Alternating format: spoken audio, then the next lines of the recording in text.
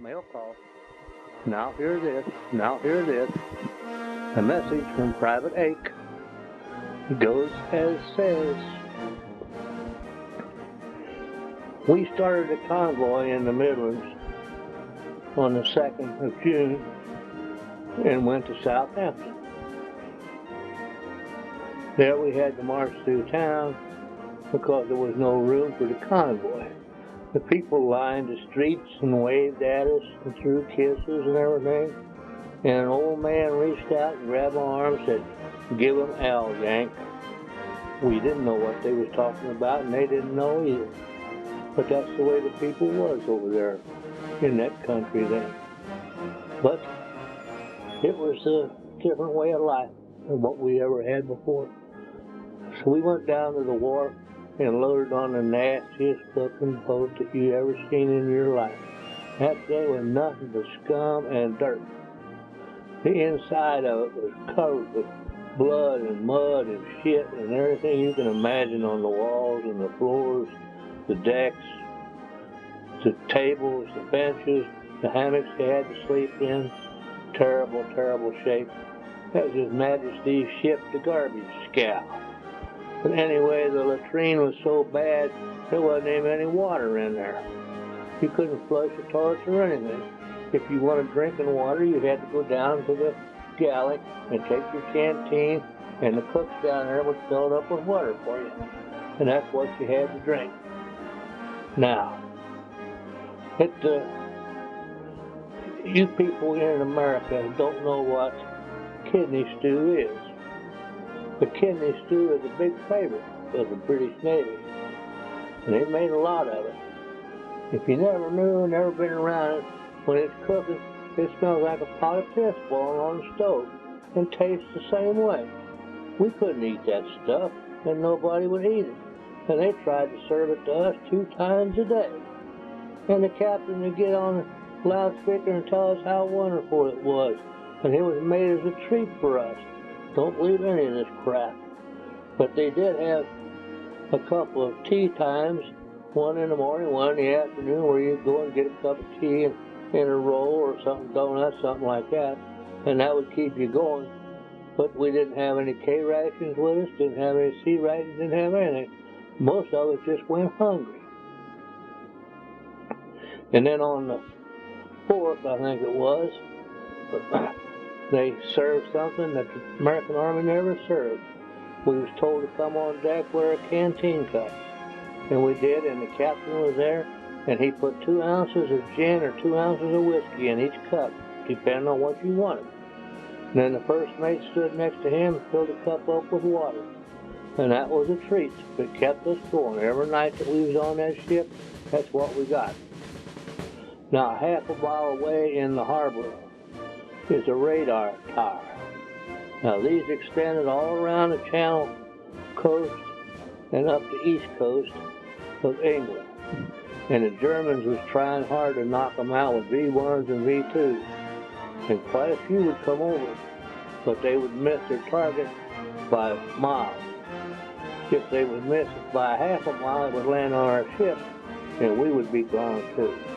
But we survived.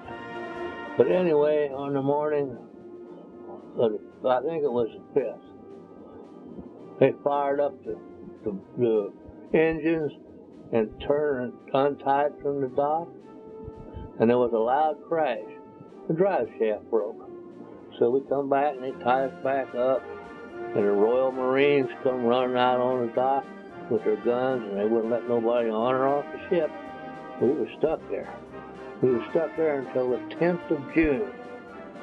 But then we heard on the 6th about the invasion of France, and we knew that we was lucky that we were scheduled to be in on the original landings. So I guess we lived that much longer. But on the 10th, we anchored off the coast of Utah Beach. And now comes something that very few people will know what it is, and only the man that's done it will know. It's trying to climb over the side of a rocking ship with all your equipment on your back and tied to you, and go down a cargo net into a little landing craft 2 stories below. You make a mistake and you slip and fall, you go between the two of them and you crushed when they go together. And that's it. But none of us did. We all made it down into the craft, and we stood there, watched over the sides as we went in the shore. We was lucky. This was 4 days after D-Day. But when we got on the beach, we was met by an engineer sergeant, and he told us, now you have to follow me and don't stray off the path. So he started us up the hill. And on the right side was a German pillbox. And the front end, though, it was kind of caved in, I guess, from naval gunfire. But when we got to the back of it and looked, there was a dead German sitting on a stool right inside the door, and 2 more dead ones was laying in a trench right behind it. You couldn't miss them because they smelled awful bad. And on both sides of the path, there was white tape that marked the way up to the top of the hill. And on both sides of them paths was minefields, and you didn't stray off of it. But anyway, when we got to the top of the hill, and there's Blacktop Road there, we was met by an officer in a Jeep and his driver, and he told us to follow him, which we did at a slow pace. We went west. And on the one side of the road, sometimes on both sides, our artillery guns was set up and fired. And it's the first time we ever heard anything like that. And every once in a while, a German shell would come over and land, but it wasn't coming around us. So we went down this road a couple miles and then into a field. And the officer said, we want you to set up your aid station here, and you'll begin receiving wounded people tomorrow. Now he said you'll have to dig in, so you better start. So we got our entrenching tools out and we started to dig, and about that time a shell came over and landed. It killed Otis and wounded 2 other guys. That was our initiation into the field of death. Poor Otis.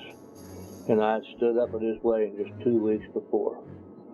And I knowed what his wife was going to do about that. And I really felt sorry for her.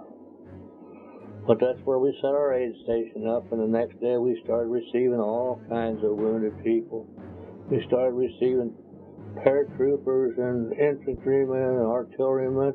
And even Germans came in to us for help. And it was quite a deal. And then they sent us out on patrol through the woods to see what we could find. I found this old British glider. Evidently it's been there a long time before the invasion. And it was up against 2 trees, and the front end, though, was completely gone. Now, there was 5 graves alongside of it, and they looked like British graves to me, or British names on them. It wasn't American. But we got inside the fuselage and looking around, and I found this pair of brand new flying boots.